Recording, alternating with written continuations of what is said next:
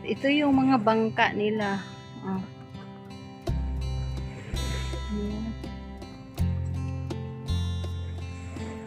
Ito yung mga bangka na ginagamit nila.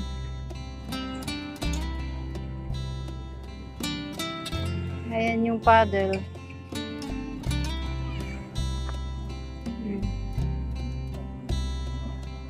Yan yung bangka nila dito.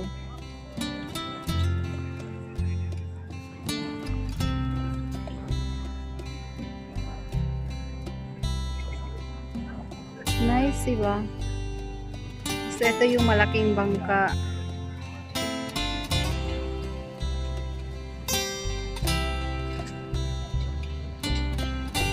Yan yung mga bangka na ginagamit ng mga mangingisda.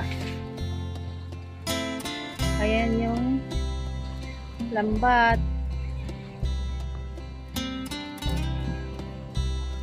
Parang mga ano lang sila ng ng dates. Ano ba yan? Yung mga food, ng dates.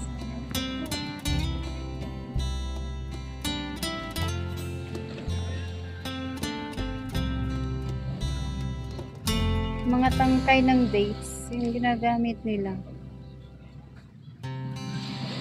Ayan po.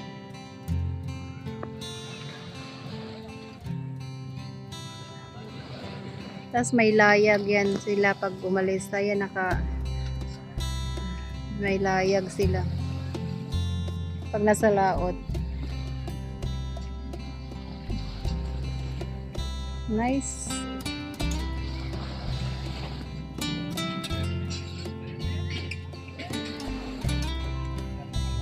Malaking bangka. Oh. May layag din yan pag nasa laot sila. Ang dami.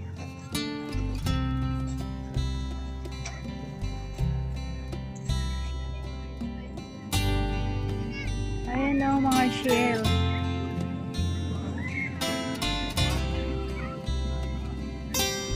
Ayan yung bangka nila na malaki. O, diba?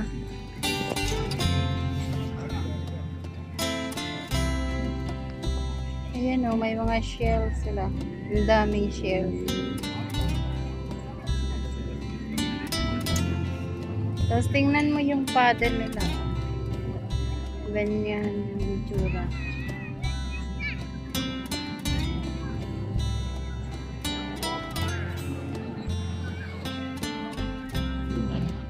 Ang ganda, diba?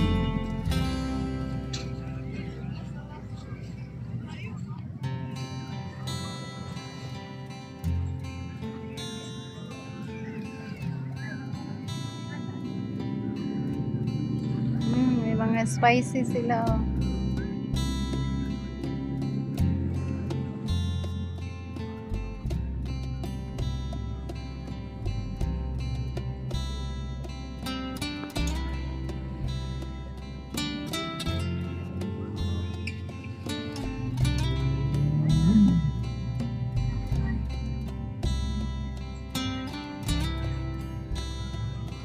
Ay, may mga panggatong sila, oh. Tingnan niyo, ang ganda ng bangka. Yan ang ginagamit lang nila dito dati na transportation. Wala silang sasakyan pa dati dito sa Corfacan.